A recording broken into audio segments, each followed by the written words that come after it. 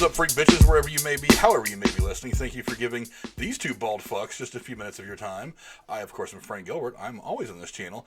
And somebody else who's on this channel, sans the mohawk that he was sporting on Derailed with Gatekeeper Drew. You can find the link to that in the description below. We have Mr. Aaron Glacier. What's up, buddy? Hey, man. Good to be here again. Thank God you shaved that horrible abomination that was on top of your head. Fuck you. The mohawk works great for like 4-year-old boys and professional wrestlers. It doesn't work well for anybody else. It looks alright. We're back here with one of the retro movie reviews, and as you can tell by looking at the screen, we watched the 1995 classic Heat, and I will tell you flat out right now, if I have to put together a top 5 or 10 movie list ever that I've ever seen, this is in it. So, I'm going to go out there. I'm going to go out and go ahead and say it. This was a good film. It had a lot of great sequences, but doesn't quite make it anywhere near there for me, honestly. Well, let's go over the plot real quick. Yeah, let's do it. In Los Angeles, and this is from IMDb. This is one of the 4,000 plots that somebody went on there and typed, but this is the one that I read and I liked. In Los Angeles, a gang of armed thieves is hitting serious targets, major banks, vaults, and armored cars. These thieves are led by arch-criminal Neil McCauley. One of their operations, an armored car robbery, goes bad, and the armored car guards are murdered by the gunman, putting LAPD homicide detective Vince Hanna on the trail of the thieves.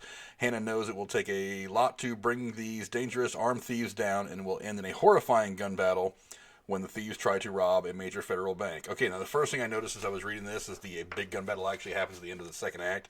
Kind of more in the middle of the movie than the end, but whatever. Well, to be fair, you also mentioned, and for full disclaimer, I'm about 95% sure this was the first time I'd ever seen this movie.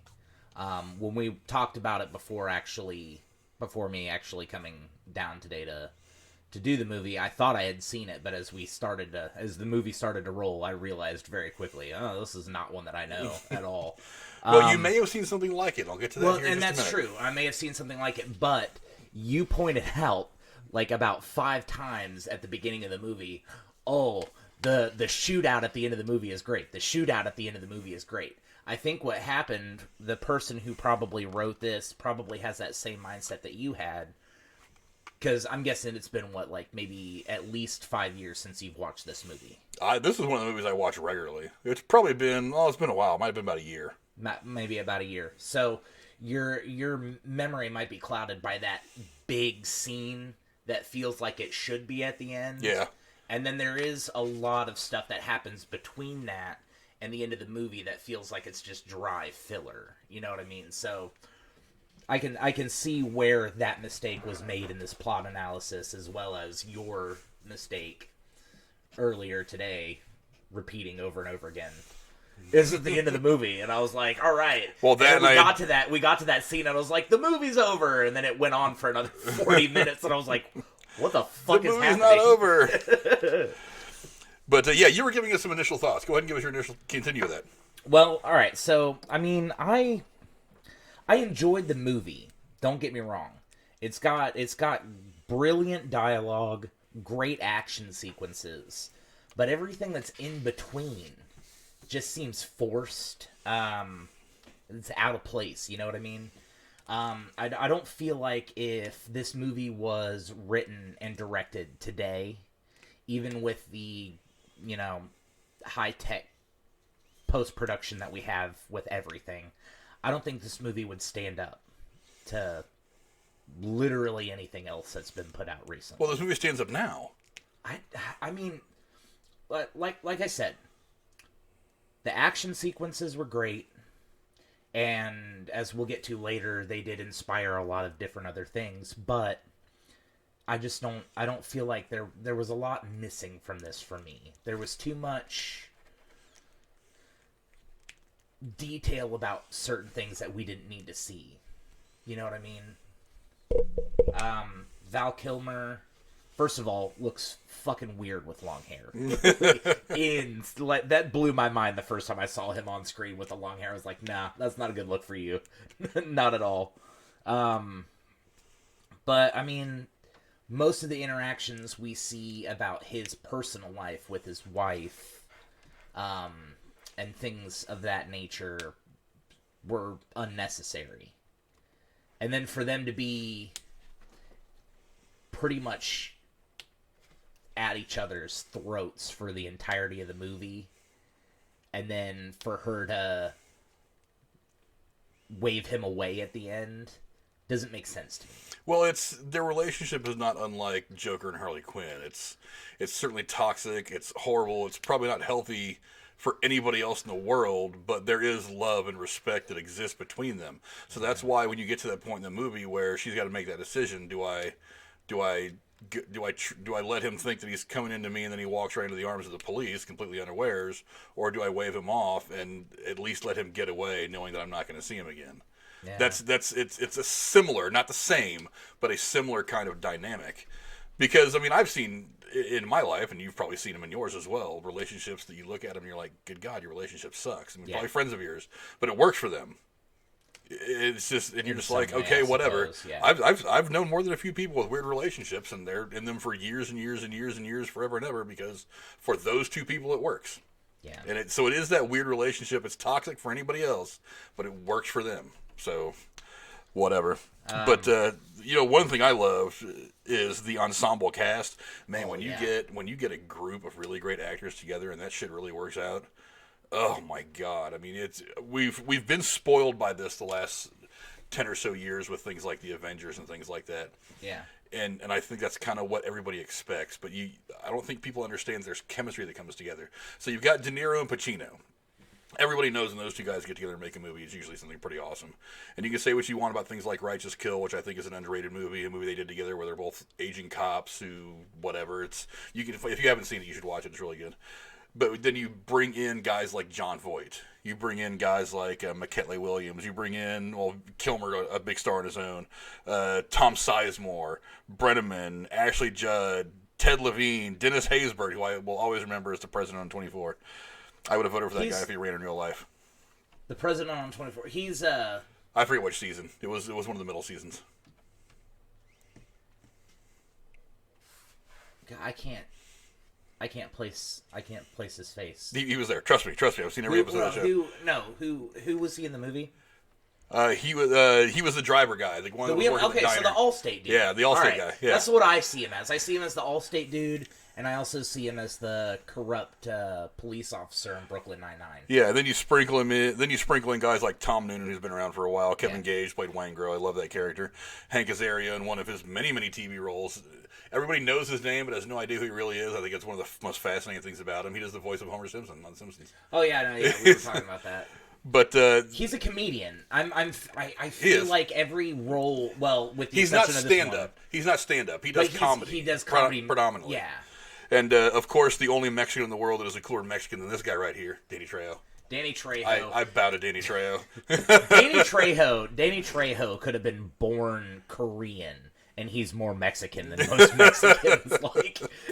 That guy is a badass. He is a special individual. Yeah, but when you it's like you have these two big guys, De Niro and Pacino, doing their thing. They're opposites. They're protagonists and antagonists. It works out so great. And then you surround them with all these people that are just so damn good. It's like when you catch lightning in a bottle like that, that's the kind of thing that makes a movie really last for 30, 40, 50 years.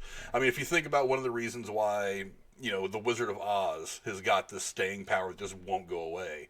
It's just this weird confluence of events that brings these 3, 4, 5 people together on screen, and it all works. And Wizard of Oz is one of those ones where they made changes early on in the production. They moved some things around and got people in the right places, and it ended up with what we now have is this classic movie that everybody and their damn brother will watch 100 times over the course of their life. Yeah. I'm not saying this is going to hit Wizard of Oz status, but it is certainly one of those examples of not just names, but talent, real talent coming together and making a really great film. And we also got an early shot of, God damn it, Natalie Portman. Probably 12 or 13 in this movie. Yeah. Which actually brings me back to another point. That whole section of the movie seemed out of place as well. I get it. He's a cop. He's doing his cop thing and it's fucking up his personal life, but did we really need a scene of Natalie Portman's teenage youthness cutting herself in the bath, like that felt like it didn't belong here. As part of his arc, you're seeing not just the battle that he's having with Macaulay, with De Niro's character. You're seeing him trying to figure out what he really wants out of his marriage, because he obviously cares deeply for this little girl. I mean, even though whatever the relationship he has with his wife is whatever it is, there is a certain amount of caring that he has for this little girl. I mean, obviously her dad in the movie, who we don't really see, is kind of a douchebag. So, but he has a lot of affection for her, regardless of whatever's going on with his marriage to her mother. So it is you are kind of seeing both sides of what he's got going on. Over here, he's got his work, what's going on with De Niro, and then over here you've got his family life. Why is it a train wreck? He does care for this girl. How does he be a father figure when he's not even sure he wants to be a husband? He's not even sure if he's doing the right thing in work. He's got all this stuff pulling at him. He's obviously not sleeping. Apparently, if you listen to Pacino's characterization, he was on cocaine. Well, no, okay, so that's something you also brought up at the beginning. We'll get to that in a minute, though. But I mean, just as for his character arc, though. You're not just. It isn't so one-dimensional as just seeing the battle between these two characters. You also have to play this game if you're the writer or the director, where you're trying to make people empathize with the character. And they did a good job in this movie. One of the reasons why I think it's so awesome, they did a good job doing that with De Niro's character as well. You see his relationship with Amy Brenneman's character, Edie, kind of growing, and you start to empathize with him a little bit. You kind of look at him and you're like, he's this master thief, but he's got no life. He's got like a chair in his apartment and like 2 plates in this gigantic like $3 million house. No, nothing else. You kind of look at him and you're like, Val Kilmer even says you need to get some fucking furniture. Yeah. And it's like I feel for this guy. It's like I know he's the bad guy, but I mean I look at where I am as a viewer and where he's at, and I'm like, I've got more than he does, even though he's got probably $1 million in the bank and he's pulling these jobs and doing exciting shit, but I'm probably better than he is because I'm at least surrounded by people who I love and care about. This guy's got nobody. So when he starts to develop that relationship with Edie, you start to sympathize with him a little bit. So that's what makes the ending of the movie that much more poignant. Is, he says, and we'll get to the diner scene in a minute. He says, "I don't want to go back," blah blah blah, which is kind of a common trope amongst all these good guy, bad guy things. I'm not going back to prison. I'll die before I go back to prison. Yeah, but I'll die before I go back to prison. Let's be real. The way they did it, though, was you make them empathize for both the characters. And again, I'll go back to the MCU. They make you empathize with Thanos to a certain point. And that's why Thanos is such an interesting bad guy.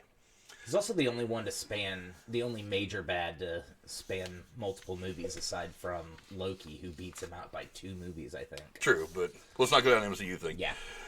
Now, one of the things I found kind of interesting as I was looking into some stuff. Oh, before I go past that, I want to talk about the diner scene. Yeah. Oh my God, that is. I think I said it to you as we were watching it. It is one of the best deliveries of dialogue, writing. The scene is so subtly brilliant. Yes. It's not forced. It's just these 2 guys in a diner talking. And some of the things that I learned about that as I was doing a little bit of research and trying to dig up a couple of things that maybe I didn't know about this. I actually dug up quite a few things I didn't know about this movie as I was looking into it last night. It's just beautiful, and it comes to find out that whole scene, a lot of this movie is based on real stuff. Yeah. There's a lot of fact behind this, so I'm doing a little bit of reading into it, and I find out that he is based on a true story of Neil Macaulay, a calculating criminal and ex-Alcatraz inmate who was tracked down by Detective Chuck Adamson in 1964. In 1961, Macaulay was transferred from Alcatraz to McNeil, as mentioned in the film. When he was released in 1962, he immediately began planning new heists. And, of course, Adamson is the guy who goes after him, and apparently in my research, Pacino's character is largely based on this guy, Chuck Adamson. Yeah. Now, one of the things I found interesting is the 2 even met for coffee. These 2 real people, Macaulay and Adamson, even met for coffee once, just as portrayed in the film. Their dialogue in the script was based on the conversation that Macaulay and Adamson had. The next time the 2 met, guns were drawn, just as the movie portrays. Yeah. And I thought, wow. So that amazing scene happened in real life. I would imagine that real life conversation was probably even more amazing to just sit there and be a fly on the wall for than when we get in the movie. Well, the tension in that room probably was suffocating. One of my favorite things is when you have these 2 guys that are just diametric opposites. They're going head to head, but there is respect there. Yeah. When you put a respect in there, it's like, God, it is so beautiful. It's like watching 2 great warriors just do what they're doing against each other. You don't want the fight to end. Yeah. If you're outside looking in, right. You don't want want the fight to end. It was absolutely freaking brilliant. Well, another thing that I came across while I was doing a little bit of my own research is that Michael Mann, director, he wanted that scene. Him and De Niro, I think it was said that De Niro brought it to Mann's attention. They wanted the scene to feel as authentic as possible. So Pacino and De Niro went into the filming of that scene without rehearsing at all. They knew the lines, but they hadn't rehearsed the scene together. They wanted their interaction to be as genuine as possible. If I remember correctly, what we saw in the movie is the 11th take, so I guess, they got 10 tries in before they got it down exactly the way they wanted it to be. But not only was this completely unrehearsed going into filming, this is also the scene that sold Robert De Niro on doing the film. Him and Mann were so excited about that exact scene. It was the whole reason why they did the movie in the first place. I buy that. This is the rug that ties the whole room together, man. Yeah. And this is one of the, I swear to God, this is one of the best written, best performed, this is one of, there's no gunplay. There's no nothing. They're not yelling, arguing. It's just so tense. Yeah. It's so palatable. I mean, I could chew on this scene for hours. It's just amazing to watch. But, beyond that, let's see, what else say here? On March 25th of 1964, Macaulay and members of his regular crew followed an armored car that delivered money to National Tea Grocery Store in Chicago. Once the drop was made, 3 of the robbers entered the store, and basically we got a real-life equivalent of the shootout at the bank about at the end of the second act. Yeah. It's just wild to think that this stuff is so based on reality. Macaulay's crew was aware that Adamson and 8 other detectives had blocked off all potential exits. When the getaway car turned down an alley and the robbers saw the blockade, they realized they were trapped. The foreman exited and began firing. So, real-life, crazy shootout. 2 of his crew, Russell Breeden and Parlay, were slain in the alley, while a third man, Miklos Pilosti, on whom Chris Sherrill's Val Kilmer's character is loosely based, shot his way out and escaped. Macaulay was shot to death in the lawn of a nearby home. He was 50 years old and the prime suspect in several burglaries. Pilesti was caught days later and sent to prison. As of 2011, he was still alive. I don't know if he's still alive now. I did try to look that up after reading your notes on that it said as of 2011 he was still alive. I did what research could be done in the short time I had, and there's literally no mention of him on the internet at all. So, well, I mean, he's an older guy. He might not have had much of a footprint on the internet, but who the hell knows? But it says here that Adamson, the police detective that is the inspiration for the Vince character, Pacino's character, went on to a successful career as a television and film producer. Of course, he did, because that's what you do when you retire. Right. And died at the age of 28. Yeah. Sorry, died in 2008 at the age of 71. Wow, I had that all screwed up. Michael Mann's 2009 film Public Enemy stated in his end credits in memory of Chuck Adamson as an additional inspiration for Hannah, that's Pacino's character. In a 1995 interview, Mann cited an unnamed man working internationally against drug cartels. Additionally, the character of Nate, played by John Voight, is based on a real-life former career criminal and fence-turned-writer named Edward Bunker, who served as a consultant to the film. Yep. Boy, I love when you can draw inspiration off real life shit and make some art like this. I am blown away by it. I had no idea. Now I knew that some of this stuff, Mann had probably researched, had found certain instances. Like, I'm going to pull this aspect from here. So to base it on something from real life is one thing, but you could almost say that this is a biopic. Biopic. Same thing. Depends on how you pronounce it. But you could almost say it's a biopic. I mean, it's really that close. Okay. I just love the way he put this whole damn thing together, and it was probably one of the things that drew De Niro to it in the first place. Yeah. Well, what can I say? I mean, I can only hit the same point so many times. The dialogue, the action sequences, everything about the meat of this movie is just, it's brilliant. It's wonderful. I would like to see screenwriting go this far in today's movies. I think it's happening more and more. I think this was one of the last movies that came out where, You didn't want to use a whole lot of special effects and explosion. You have these two actors like De Niro and Pacino, so you want to make sure that you let them deliver heavy dialogue. Right. And I think that the 90s, well, the 80s was kind of guilty for this shit too. They got really special effects heavy. But I think... Well, you got to give the 80s some credit. Special effects were just coming in. True. So they got a little dependent on them. Everybody was like, oh shit, look at this crazy thing I can do. Yeah, they got a little dependent on special effects in the 80s and 90s. But when you just rely on these on talented people to deliver dialogue and to act the shit out of it, you can end up with shit like this. Yeah, take note, Michael Bay. But you know what though? But Michael Bay, I think a lot of people look at him the way I look at Tim Burton. It's either hit or miss. I mean, they look at movies like Transformers and some of these big actiony things, and they're like, meh. But then he makes a movie like 13 Hours, I think, about Benghazi, and they fucking love it. Everybody loves his war movies, except for Pearl Harbor for some reason, which I don't get. But they love his war movies because of the way he puts in, especially the ones that are based on true things, like the Benghazi thing, where he has so much to draw off of. He puts as many details about what actually happened there as he can. I'll tell you why people don't like Pearl Harbor, for the same reason a lot of people didn't like Titanic in the first place. Because before you young kids and your newfangled DVDs and streaming, we had VHSs, and both of those fucking movies had 2 fucking tapes. Who cares? Nobody wants to get up halfway through a movie to I'm not going gonna to go. I'm not gonna go off on my Pearl Harbor rant right now because that's a whole other video. I actually liked the movie, so I do too. I think it gets shit on way more than it Yeah. needs to. But one of the things I found interesting about this, as I was doing some research, is Michael Mann originally wrote this in 1979. He wrote a 180-page draft called of Heat, and he rewrote it after making a movie called The Thief that came out in 1981, hoping to find a director to make it.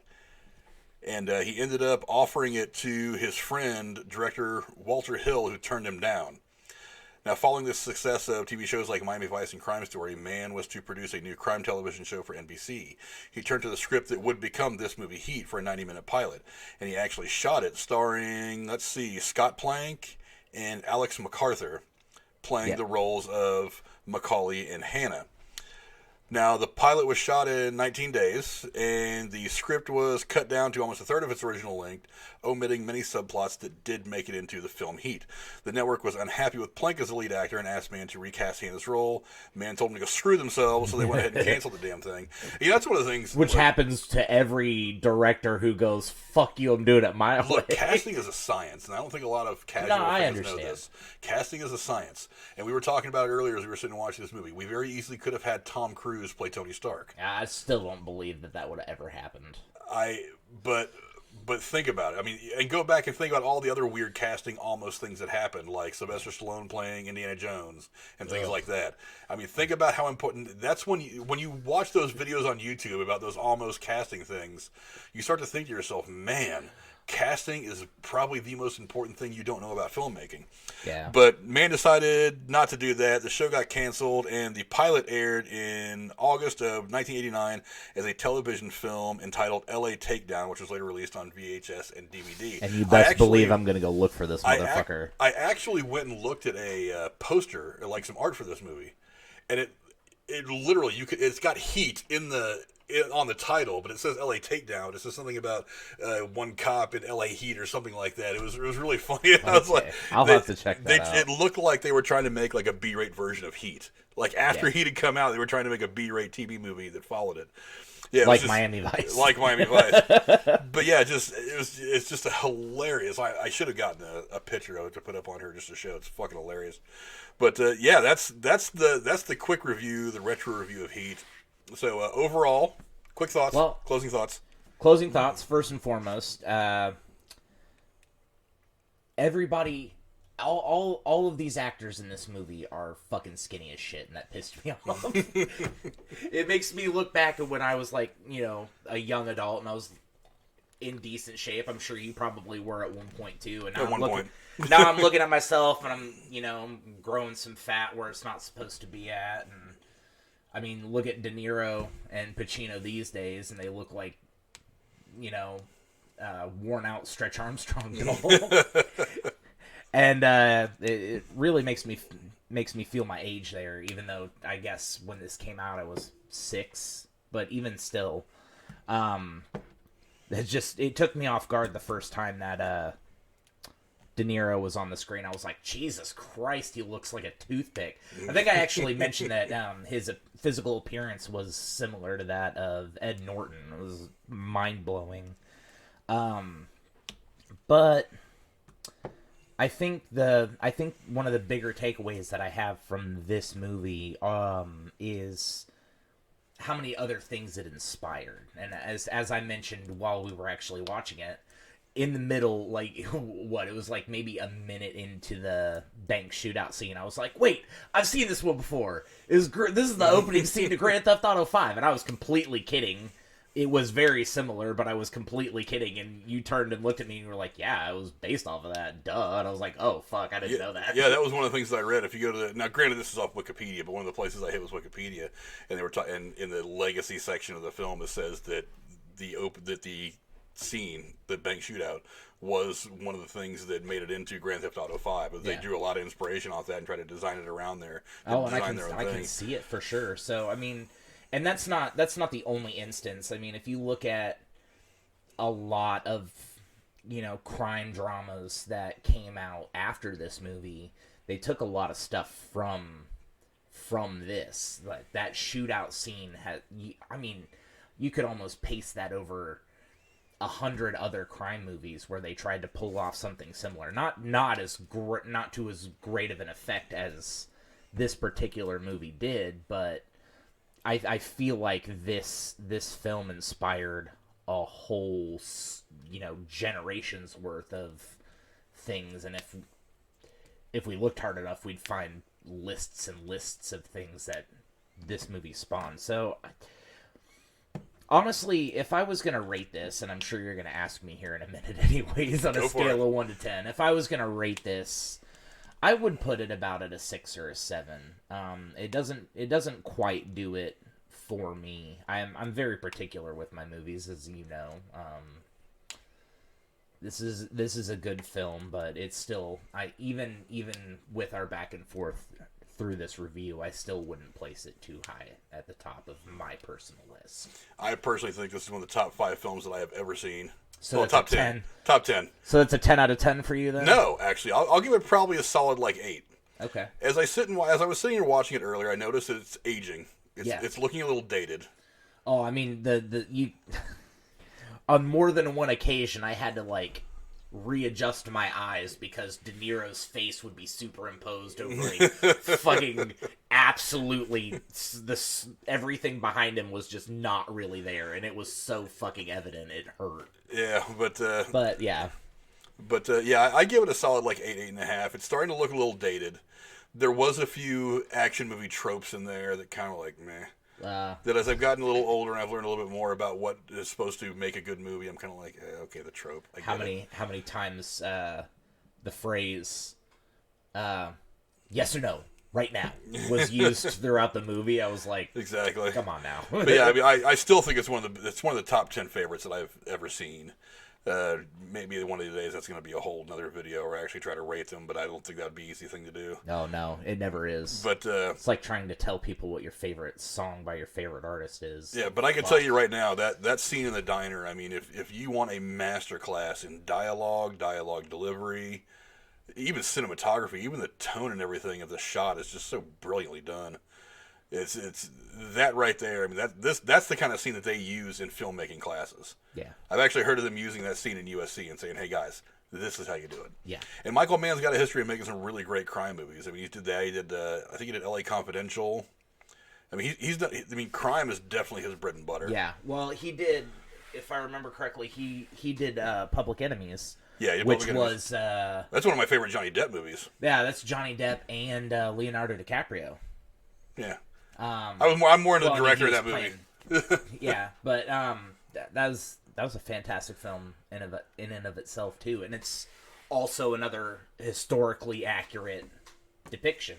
Yeah, I mean, I would say that one's more historically accurate than this one, as this one was just derived from true events, whereas Public Enemy was a full on based on a true story. But I mean, yeah, I think this is his niche.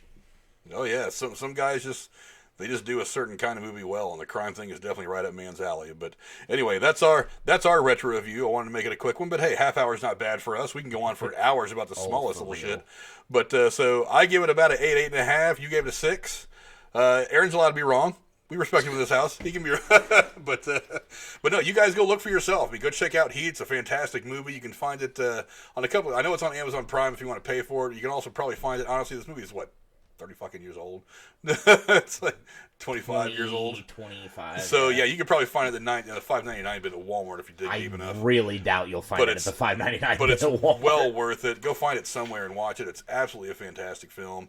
And so go down in the comments below. Let us know what you guys think. If you think this movie's awesome, if you think it sucks, if you think that Aaron should probably grow his mohawk back, and let us know if there's a movie that you guys want us to try to look at. We got a whole list of movies that I texted Aaron and I said, hey, here's just what I've got here at the house. There's probably 1.5 million more on the constant streaming services that I'm always on. So we can look at all kinds of movies. So go to the comments below. Let us know what you guys think. We'll see you later.